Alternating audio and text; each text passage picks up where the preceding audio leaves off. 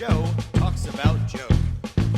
And now, your host, Joe Slepsky. Logan, everybody, it's me, your host, Joe Slepsky, and welcome back to Joe on Joe, the only podcast where I've covered every episode of the G.I. Joe Sunbow cartoon, the DIC even Extreme, and every issue of the Marvel Real American Hero comic book page by page, panel by panel.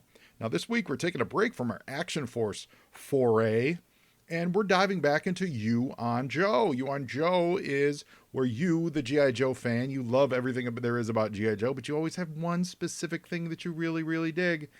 And whatever that is, we want to talk about it. So if you want to participate and be a future guest on this show, please reach out to me on social media, Facebook, Twitter, Instagram, at Joe on Joe Pod, or you can send me an email to joeonjoepod@gmail.com. And let's get you on the show. We can promote your Joe-related thing. We can promote your non-Joe-related thing, but still talk about G.I. Joe. You guys know how this works. And while you're online, please give us a rate and review for whatever podcast app you're working on. Every review helps grow the show. If you're so inclined, you can visit our Patreon page at patreon.com/JoeOnJoePod and check out what we got going on there. Now, here's what's going on with our sponsors, the Movies and a Meal podcast. In the beginning of time, the smallest organism gained sentience and thought to itself, I really need a good meal. Then, a bunch of other stuff happened, and finally the Lumiere brothers started showing movies in France. This was all the inspiration that fellow broadcasters Brad, Keith, and Ben needed to combine these two primal needs into the Movies and a Meal podcast. The Movies and a Meal is one of the most casual and relaxing film talk podcasts you could ever listen to. These three friends enjoy a good meal together while talking all about the movies. And not just reviews, they do favorite lists, comparison discussions, genre talks, anything and everything that you can think of. They've even broken their solemn promise inherent in the name and branched out into TV talk. So I love the variety of films they bring to the table. They cover new releases, classics, cult films, often in one episode. It's really a delight to listen to, and it has something for every movie fan out there to enjoy. So if you're looking to grow your podcast library, if you eat meals, and if you've ever seen a movie, then you should give Ben, Keith, and Brad a listen and subscribe to the Movies and a Meal podcast. They've been a great sponsor to this show. I love the Movies and a Meal podcast, and I'd like all of you to love them too. Okay, now it's time to put your earbuds on, crank your radio to 11, because this week my special guest is none other than the Wordburglar himself. That's right, the brilliant artist behind the hit new song 1984's from that new album Spin-A-Rack, and the classic LP that all of you G.I. Joe fans should know about, Welcome to Cobra Island.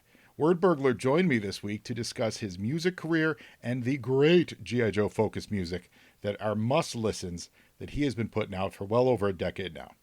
I could have talked with Wordburglar for hours. He has that passion for not only G.I. Joe, but the 1980s comic book culture that I absolutely live in. That's the wheelhouse on this show. That's where I thrive, and Burglar fits right into that. You must follow him on social media, elevate his voice, share that great video he put together for the 1984 song. His YouTube channel is Wordburglar Official. It's got all of his work, and he is at Wordburglar on Twitter. You can also go to Bandcamp and search for his music there, where, according to Burglar, you can get all of his music for that pay what you want rate. And he is all about you paying what you want. He wants you to hear his music, and we want you to hear it too. You can also find him on iTunes and all that stuff. He's got a large collection of hits, and they're all, geek culture focus centric. They're fantastic. So we're going to play some music throughout this episode. Listen through to the end, but most of all, enjoy this conversation with me and the one and only Wordburglar. How long you been making your own music and stuff? Since I was a kid. Yeah. Honestly, since I was probably grade, 5th or 6th grade is when I started just dabbling, and it was always just something I did for fun and I love doing. And my older cousin for lack of a better term, is a musical genius, and he could play any instrument, and he had his own 4-track, and he used to mess around, and he knew I liked rap, and he was like, why don't I just make a rap beat? You can try rapping over it. And I just basically freestyled songs. Well, he recorded me on 4-track, and they were just silly songs. And I would just kind of rhyme about whatever. I remember being in 6th grade and rapping about a pterodactyl that was on the wall. And just, I liked rhyming, and I just enjoyed the beats and the Yeah. rhythm and the storytelling.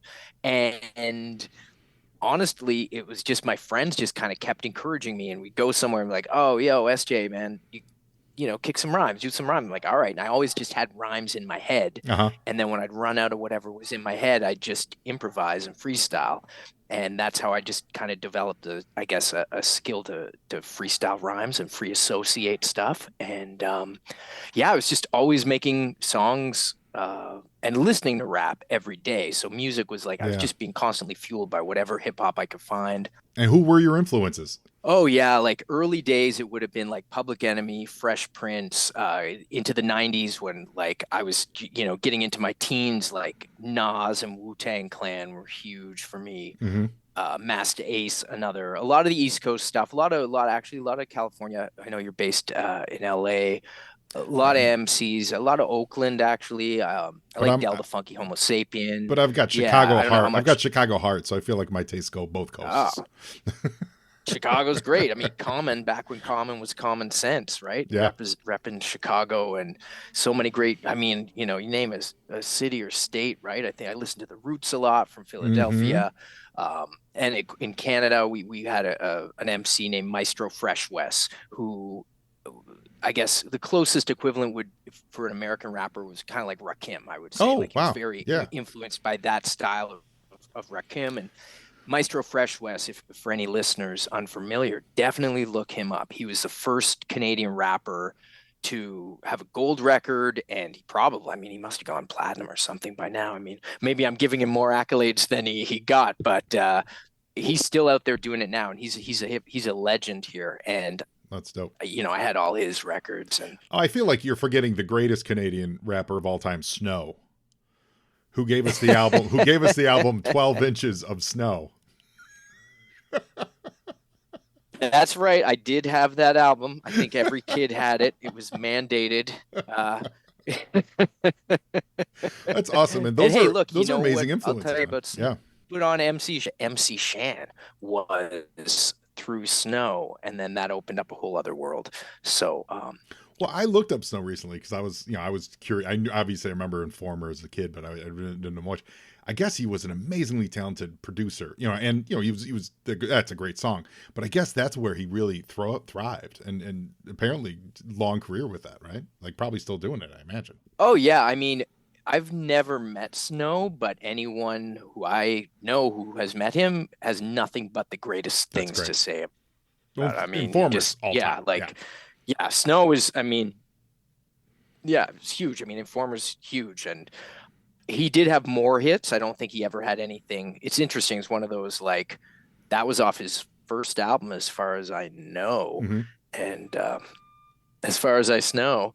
And but yeah, Snow, and there's a lot of great Canadian rappers. Buck 65, who used to have a radio show where I grew up in Halifax on the east coast of Canada, Nova Scotia. He had a college hip hop radio show and would play a lot of underground stuff, which exposed me to that stuff early on. Mm-hmm. Which, anyway, so I got a great education in hip hop at a very young age, and That's older amazing. kids and my cousins and all these people would just it filtered down, right? And, you know, growing up in that time before the internet, any music you could find, as I'm sure you understand, like when you find anything, comics, toys, cartoons, music, whatever, video games, it was like cherished. Yeah. Even if it wasn't the greatest thing, you're just like, wow, like, what is this? I don't know anything about this. And I think that curiosity has kind of led into a lot of the storytelling I do with my songs now. And just those days of, you see something once, you may never see it again, right? When Mm-hmm. G.I. Joe aired, there's a 2-parter for Worlds Without End. Oh. If you miss this conclusion, you may never see it again. I mean, you may never know what happens to Steeler. That was a game changer for so many of us. Right? That was a game changer for so many of us. Yeah. That was, for me, that was the introduction of, you know, today, 40 years later, the most popular thing in the world is the idea of multiverses. For me, that at 9, 10 years old, that was wait a minute, there's other worlds besides ours? And so now we're all seeing that. We're saying we'll play catch up the rest of the world because we've all been on this since 1985. So at what point did you shift, or maybe it was never a shift, but like so many of your songs that I was listening to, and listeners were talking about the albums, Spinnerax's latest LP, EP. What would you call that? An LP? It's an EP. EP. Here, it's really great. Funny side note of that. Thank you. I called it an EP. It's 7 tracks. It's 6 songs and a remix. I called it an EP. I put it up on Spotify. Mm-hmm. They took it off Spotify and iTunes, and they said, you can't call this an EP. It's technically an album because it's 7 tracks. So if you listen to it on streaming anywhere other than Bandcamp, this is just a fun, useless bit of info, but kind of strange and frustrating. Bandcamp is the only place. It's called the Spinnerack EP, and the artwork says EP on it. But if you listen on iTunes or Spotify, anywhere else, it's just called the Spinnerack.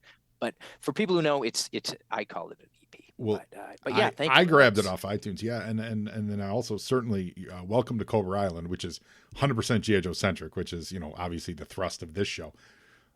But they're both very obviously G.I. Joe centric, but then Spinnerack is really comic book focused, and your raps are so detailed to the minutia of what was on Spinnerack? It was the other, talking about the other shop.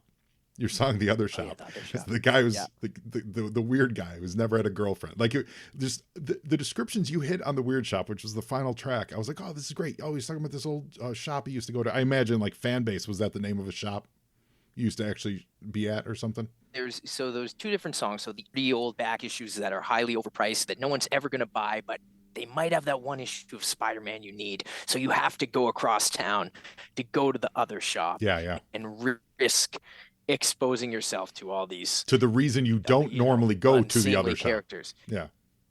Yeah, exactly. So, and that song is based on real experience and inspired by other shops I've been to all over America. It's true. Canada. And I'm a lifelong comic book reader. The Spinnerack, I named that EP. It's named after the comic book Spinneracks, and that's where I first got exposed to comic books. Mm-hmm. The Spinneracks at the corner stores and the grocery stores and the gas stations, and they got me hooked. And so the Spinnerack is named after the comic racks where I first discovered comics at the corner stores and gas stations as a kid.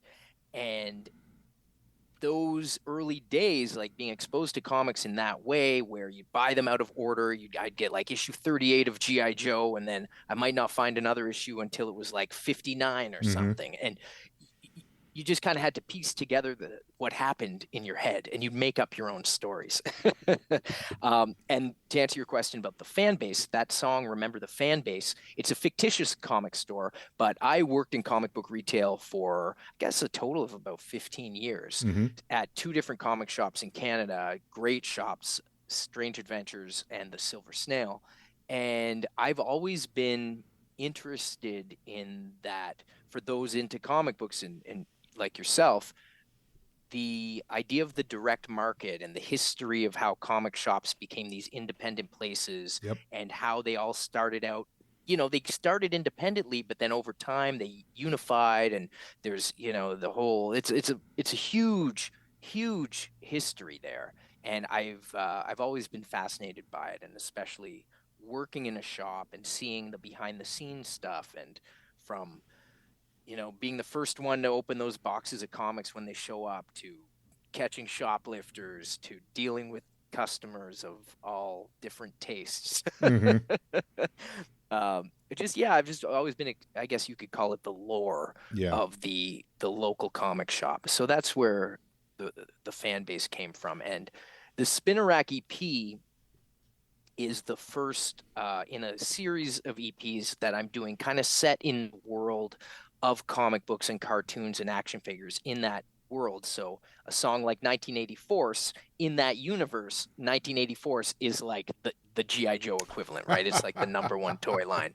And you'll hear references to comic book characters that I've created, like Flag Person and these, kind of ridiculous things. There's Grandpa Funny Book, and he's the creator of all your favorite special characters. And so you as code name, the guy who gives people code names. Exactly. So yeah, it's a lot of fun, You've and got to dime. just You've got to me dime my just video for that too. So listeners, you need thank to you. find it on YouTube. We've been sharing it on Twitter for the last couple weeks, so I'll certainly retweet it out again.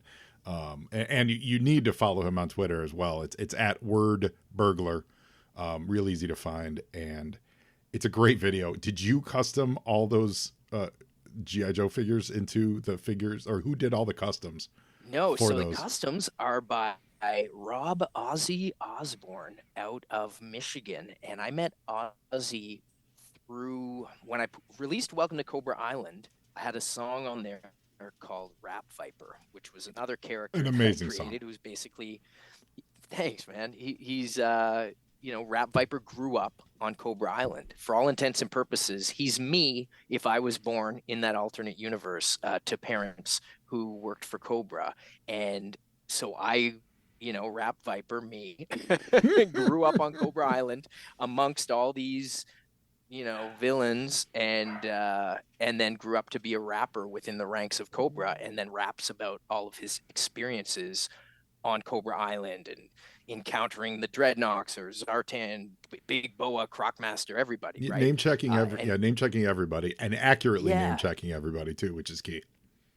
Well, thank you. And we can get into it. I mean, I take it very seriously. So, I was making the album that I wanted, 8-year-old me. This is the exact G.I. Joe album that I would have dreamed of. Yeah, and So that's why I made it. Shifting to Welcome to Cobra Island, it does tell a story. Your first track, Welcome to Cobra Island, you managed to hit on all of the brilliant touches that I've discovered in the years I've been doing this podcast, that they've built a world. If you really take everything, everything that they've given us and all the cartoons and all the, all the comic books and everything, if you take it seriously, they've built a world where Cobra is possibly the most efficient, complex business organization in the entire globe, where they have, vacation spots, they have monthly magazines, they have insurance plans, and they're just this deep organization. And then your description of on Welcome to Cobra Island, you get into all the details of what life would really be like living there.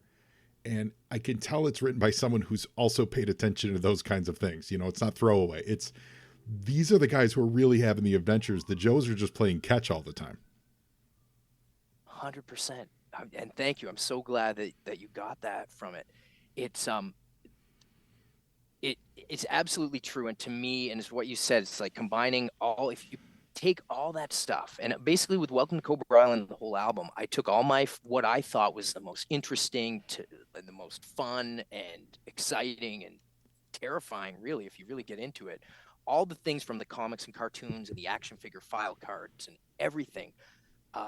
Maybe I've been obsessed with G.I. Joe my whole life. I mean, or maybe I just enjoy it so much and it's so great that I can't forget about it. But I spent, especially I talk about working in the comic shop, I was known as like the G.I. Joe guy who probably wouldn't shut up about why G.I. Joe was like the greatest comic ever. I love all comics, but the Larry Hama Marvel run is incredible. Stellar, and what a feat. And Larry not only is just such an incredible storyteller and has such great military accuracy, but can also play in like this superhero space. And he also has such an incredible sense of humor, which I feel like people might kind of ignore. But when you read those comics, there's some brilliant humor in there. There's also a lot of insight. There's a lot of commentary. There is a lot of heavy stuff that gets thrown at you. And as a 7 to 12-year-old reading those comics and beyond, I'll go back and read them all the time. He didn't talk down to the readers. And so I have the utmost reverence for his work on that and everything he did in crafting the whole Joe universe of the 80s. And then, of course, I have a lot of love for the cartoons, too. Really quick, back to Ozzy. He customized the toys, and I met him because he made a Rap Viper custom figure. So that was the thread, picking up that loose thread there. Oh, no, that's dope. Sure so then did he specifically make customs for each of the characters in Rap Viper? Or I'm sorry, in 1984? 1984? In 1984, yeah. So I reached out to him because he gave me this incredible Rap Viper figure. That's how I met him, and we were at a G.I. Joe con in, I guess it was Colorado, where I first met him. and he presented me with this rap viper. I was just blown away, and we became fast friends because shared a lot of the same, same interests, and we both like GI Joe a lot. Mm-hmm. And he's just a great guy, and we just stayed in contact. And then I had this idea for 1984, and yeah, that was my dream. Like if I could do like a toy commercial, like a satire of the insanity of these toy commercials that were marketed to kids, specifically in the 80s, Mm-hmm. where you'd get some high energy, for lack of a better term, lunatic yelling at the kids to essentially buy the toys. Yeah, you were this. I'm You in that describing what video. happens You're in the this. movie. You're this. This side short of the Micro Machines guy. You're in that same family. Like you're his nephew that he once gave good advice to. Well, yeah, you look at it. There's people like jumping out of boxes, and like it's some of those commercials are just beyond. They're just bonkers. Another favorite. I think the name was Child Kick. Yeah, child. What's a kid doing there? Yeah. The two two people. And am I to infer later on that one of the people that had the affair is the single dad guy? I forget what his name was. Last Nerve. Last Nerve, yeah. I inferred that Well, as a single dad, perhaps Last Nerve is the father of Child Kick. It is, there is, you could definitely read into that. You'll have to wait to read all 1980 issues of the comic book to get the full story. I think this is is the kind of thing that I think you reach out to. Oh man, who did the GI Joe Transformers crossover? Why am I blanking on his name? The giant cartoony one. Tom Scioli. Tom Scioli. I feel like this is the kind of thing you go to Tom Scioli and you guys do a one-shot special. He's man. He's I would amazing. absolutely love that. And that's a brilliant idea. I mean, I loved his GoBots comics too. Like he's great. Or the guy who does Korba. The guy who does Korba. Yeah, You're familiar with that? Michelle Fife. Yes. Yep. Oh Fife, yeah. That whole squad. Oh yeah.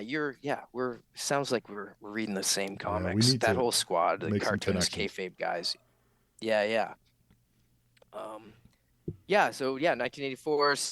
Ozzy made all the figures, and I believe it's 24. Is it 24 plus code name, which would be 25? He made all 25. That's amazing. I pitched the idea. I was like, hey man, like this is this new song I'm working on.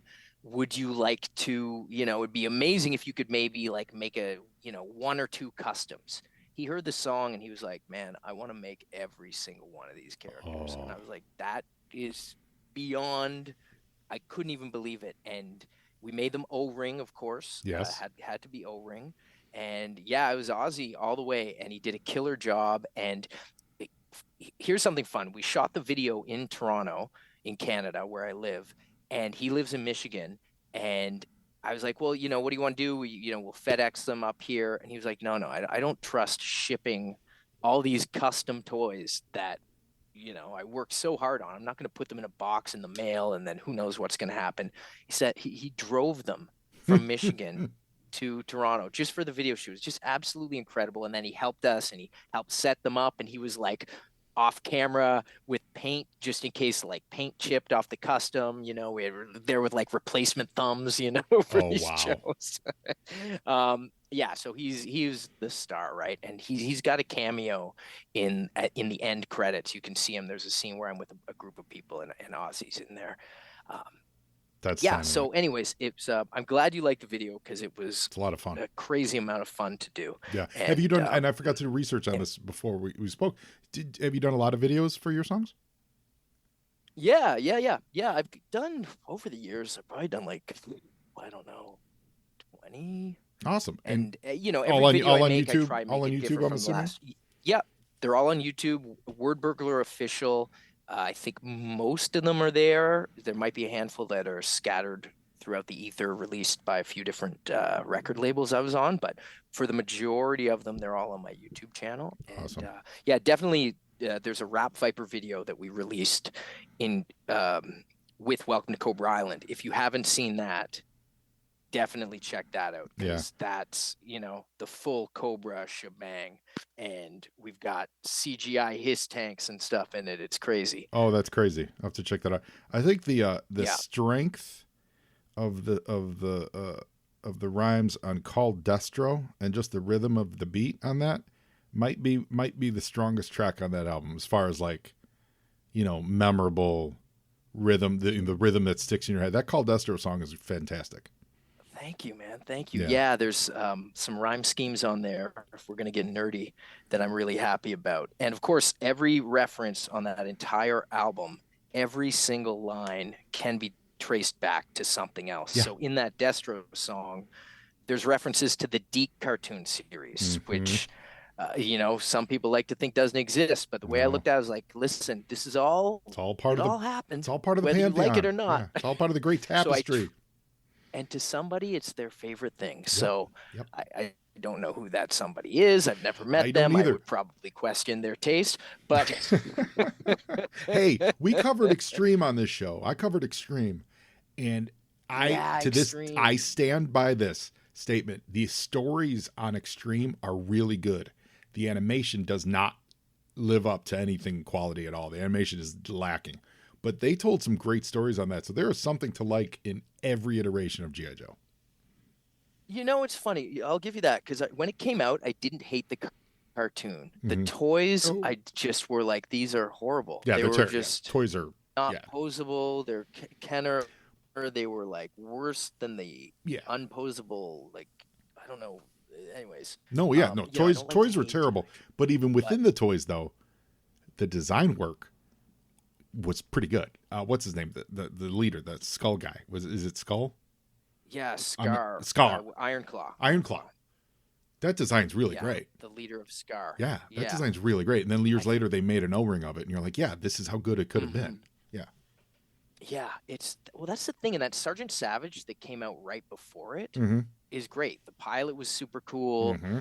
And the artwork on the figures was all Joe Kubert, Yeah, totally. You're not going wrong with that. Yeah, I know I told you we could get into just any aspect of Joe. Really I'd love to just talk about it. Burglar, everything you're saying is right up my alley. I mean, honestly, that's why when I heard Spinner Rack, I'm like, all this speaks to me. Just this is the stuff, and like even the era you spoke about, or rhymed about, we'll say, like 79 to like 2009. You're talking about the right era, because it was when Iron Man blew up that the small ghettoized, I go to a comic book shop vibe disappeared for a lot of us, because when Iron Man blows up, then everyone's going to comic shops.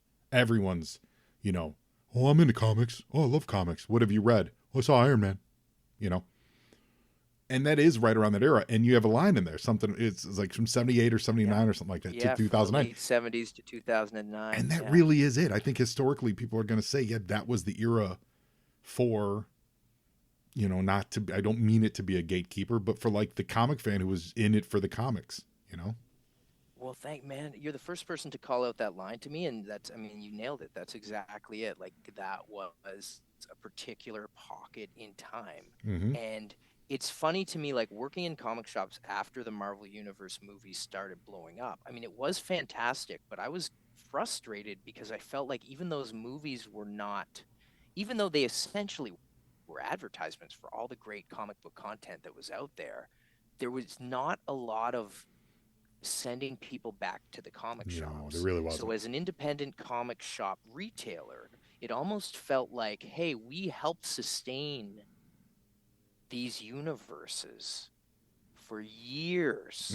When the pharmacies and the corner stores stopped having spinner racks and you couldn't get comics anywhere and there was no more subscriptions, these local comic shops helped Marvel and DC and all these publishers and indies. They just kept had a place for comics.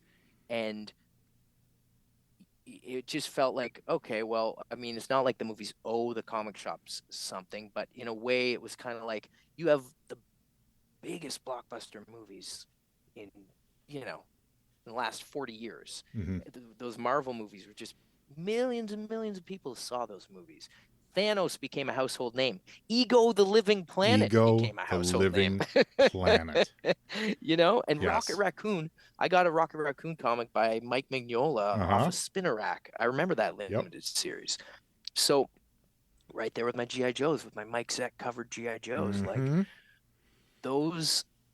So I mean, this is again stuff that, and I don't. It's like I don't fault anyone, but it's also like Well, I think with all these millions of people going to the movies, Yeah. you could go and then these comic shops are like closing because they just couldn't afford to pay their rent and whatever. It was like, Yeah, no, it is just it is like crazy. it was A- crazy. And I think one of the most short-sighted things that we'll just say the movie studios, the movie side of it. One of the most short-sighted things that they're doing is they don't admit or they don't realize that the comic books, the monthly comic books, they're the incubator for the good ideas. And I know they'll say, "Oh yeah, we're pulling from these great stories," but what they're not seeing is that yeah, those great stories came out, but then 10 months out of the year were these other stories with, I wouldn't say bad ideas, but lesser ideas. That then another writer came through a year later and took one of those lesser ideas and made it a little better. And then a third writer came in and then they made it into, something like Infinity Gauntlet. You know what I mean? So there were these, although I guess that's a bad example because it was really all Jim Starlin. But it was Jim Starlin refining his own idea over the years. You know what I'm saying? Going all the way back to Warlock. Oh, absolutely. So they're not. Drax. I mean, Drax is a Starlin character. Yeah, too, yeah. right? So they don't like real. What I'm not seeing is the studios recognizing the incubator that the cream that's risen to the top that they've plucked has to come from these churn and burn monthly stories where certainly some are great, some are not, but it takes time to see which stories resonate and which stories spark other maybe better ideas in other writers, and so then that story becomes an iconic. And that's going to be the shame of the slowly dying direct market. Yeah. Is Well, that Winter all those Soldier incubator all those incubator stories are just going to go away. Yeah, I'm sorry to interrupt you there. Oh, Yeah, well, Winter Soldier is a perfect example of what you just said because there's a character where without the history of Bucky and the yes. long, his apparent death and long-standing disappearance, and then Brubaker coming up with that Winter Soldier story, and Yep. then And how many times was arguably he probably teased the to come best. back? Yeah, yeah. Like I would say Winter Soldier is probably like top 3 of those Marvel movies for sure. Oh, Winter Soldier At least absolutely is for me too. Yeah. from my books. Yeah. But anyways, yeah, it's crazy. So that's the thing that like you see these huge fandoms built off the movies, which is amazing because these characters and the stories are fantastic, and I love them, and I watch all of them. Same.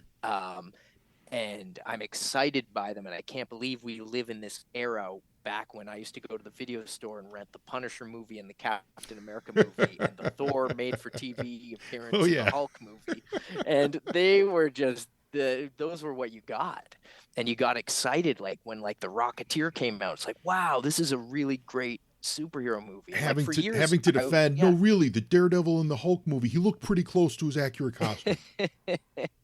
Right? I mean, these are the things, and it's like it's this hive mind from that era that I think many of us can associate with. Yeah. And I mean, that's what comes, that's the stuff I love, and then I also love rap. Yeah. And I've lifelong rap, like passion. As nerdy as I am about comics, I'm that nerdy about rap and hip hop beats and everything. So that's where the two came together for me. Like after recording so many songs and writing, like I just kept writing about the stuff I loved and the stuff I wanted to make songs about. Mhm. And to me, a big part about hip hop and rap is being true to yourself and being, keeping it real, like, for lack of a better term, that's what it is. And I've just kept it real to who I am. And I guess I'm just like extremely nerdy about this stuff. Yeah, no, I agree. And I like to rhyme about it. Totally. And outside of absolute catchy beats and great rhyme and all and rhythm and all that stuff, I think from my experience with you, authenticity is absolutely what I see in all these songs. There is such a minute level of detail. They say in comedy, detail is where it's funny. You don't say, I went to the store and something crazy happened. You say, no, I went to the Ralph's and something crazy happened. Like you name the store, you name the seat you were sitting in, and because that puts the listener in a time and a place, and you've managed to achieve that with pretty much every song I heard. There's such a specificity thank you. that Wow. they know this guy knows what he's talking about, and even if I don't get every reference, I get the inference of the reference. Therefore, I'm emotionally with him on that journey. So solid. Well, thank you. Can I be on your show every day? If you need an ego boost, Burglar, you're absolutely welcome to be on this show. I'm glad you get what I'm doing, man. I get it, man. I get it. And the listeners, I'm having fun. Yeah, listeners, really want you guys to get this too. Really, I don't know if you, well, you're on Spotify and all that stuff. So however you're listening to music, I'm still an old head. I still like to own my, as much as I can own a digital copy. So I went to iTunes and snapped it up. They're absolutely reasonably priced. Or you said you're on Bandcamp too. I know that's a great platform. Yeah, and Bandcamp, I actually, and I'll probably tell get more Bandcamp, proceeds. Yeah, and well, at Bandcamp, I put a lot of it up for name your price, which means you can get it for $0. So you can go to Bandcamp and download, and that's why I like Bandcamp so much. Yeah. It was the only place that I could just put up, like when I released Cobra Island, I didn't want to charge for it. I just put it up for free. Dynamite. As a free download, and it's still up there. So if you're a G.I. Joe fan listening, you want to take a risk, even if you don't like rap at all, I would, I challenge you to just go and download Welcome to Cobra Island for free. Type in 0 on my Bandcamp page, check it out, get the MP3s, and tell me if you like it. If you don't like it, whatever. It didn't cost you anything. And if you did like it, well, tell a friend. And so I have a lot of my albums. Bergonomics on there for Name Your Price, Spinnerack's on there for Name Your Price, and I have other G.I. Joe songs on some other albums, and Space First. I have a bunch of Star Wars and Transformers, Visionaries for any other Sunbow heads out there. Yeah, you're. What was it? The Blame and Humanoid song? That was pretty good. I do blame. How freaky they were! Yeah. They're responsible. That's it. That's pretty tight, man. Yeah. So thanks, listeners, that's it, man. You got to do that. You just were literally given the license to go download free. It's like the days of LimeWire and Napster. Go get your free music. You won't if you need regret it. We got the vinyl and CDs. Yeah, it's super catchy, and I know a lot of listeners, a lot of Joe and Joe listeners, listen to this show with their children and stuff. Everything was super safe to me. It's a good listen, especially if your kids love G.I. Joe, right? I mean, yeah, you don't get crazy. I made it for. That was another big part about making that album. It was like I wanted to make it for 8-year-old me and every 8-year-old kid out there. I didn't want anything on that album to be something that you couldn't read in a Marvel comic book that came out in the 80s.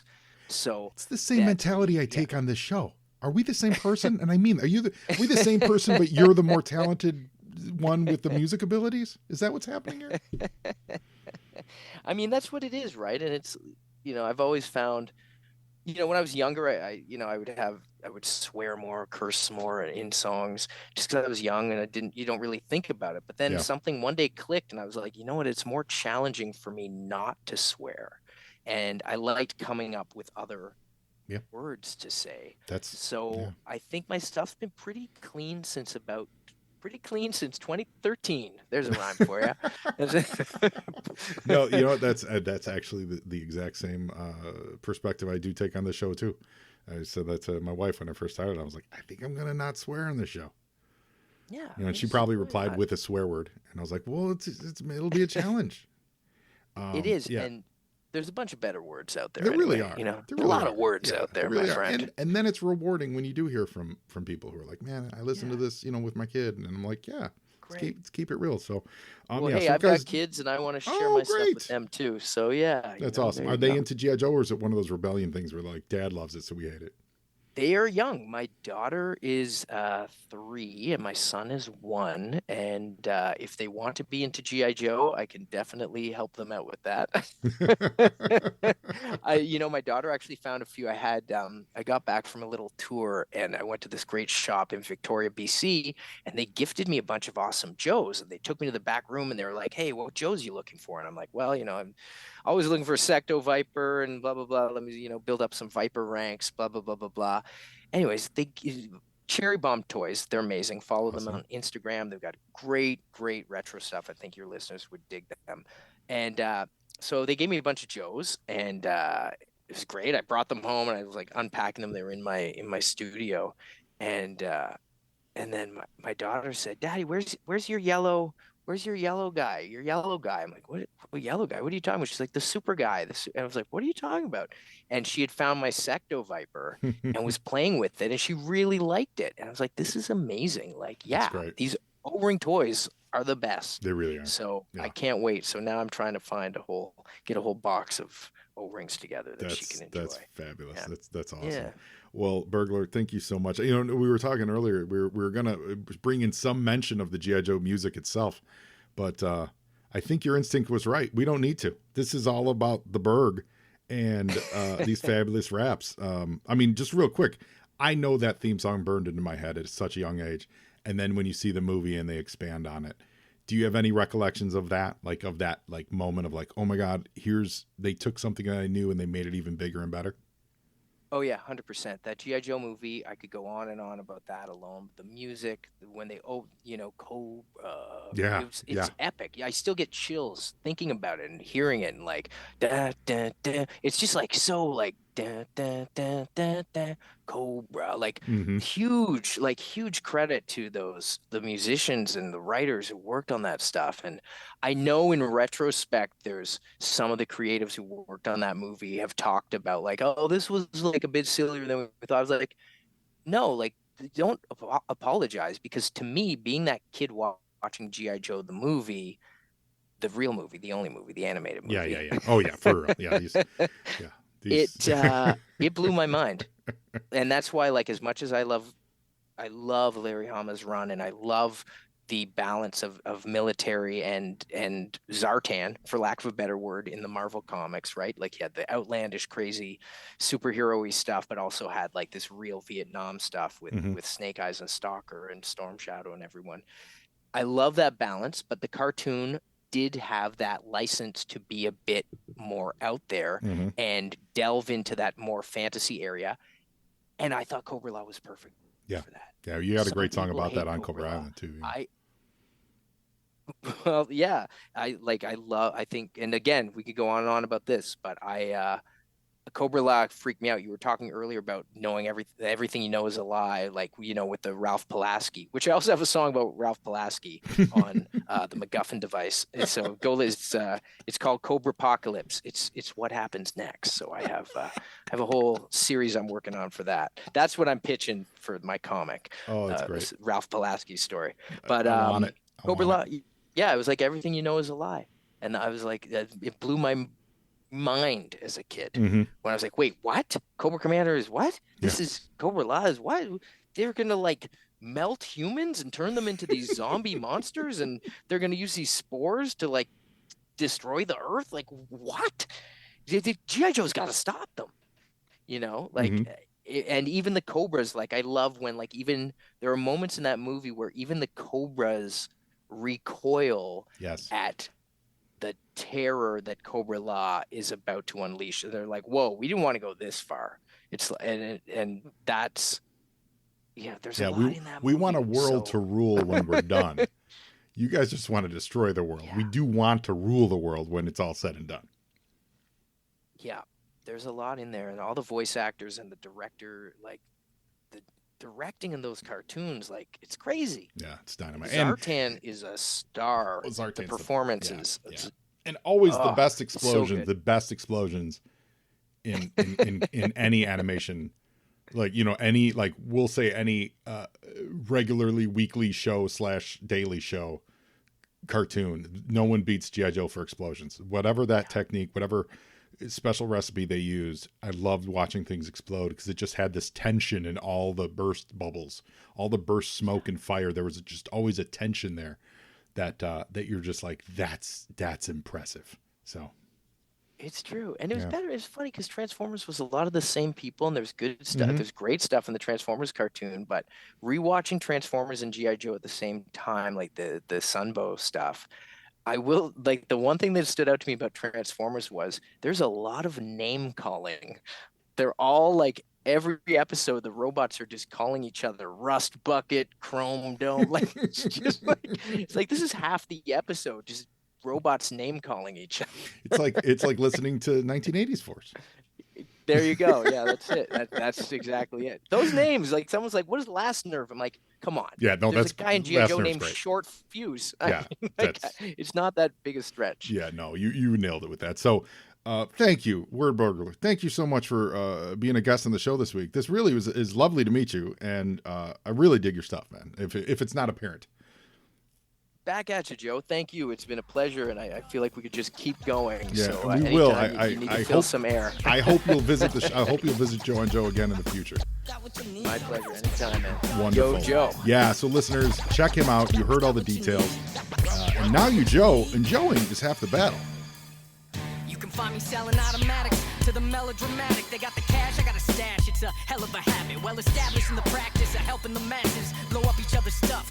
I'm diplomatic, pragmatic. Can't make a business out of acting nice. You're looking at the man who built the mass device. From satellites to plants that grow to massive heights. Got what you need, and I always get my asking price. This ain't a passive fight. Keep me out your blasting sights. Unless, of course, you're prepared to get your asses wiped. That's just a fact of life. Grew up in harm's way. And these wrist rockets aren't for cosplay. I am the arms race, amulet wearing super inventor. I even helped create Serpentor, your mentor.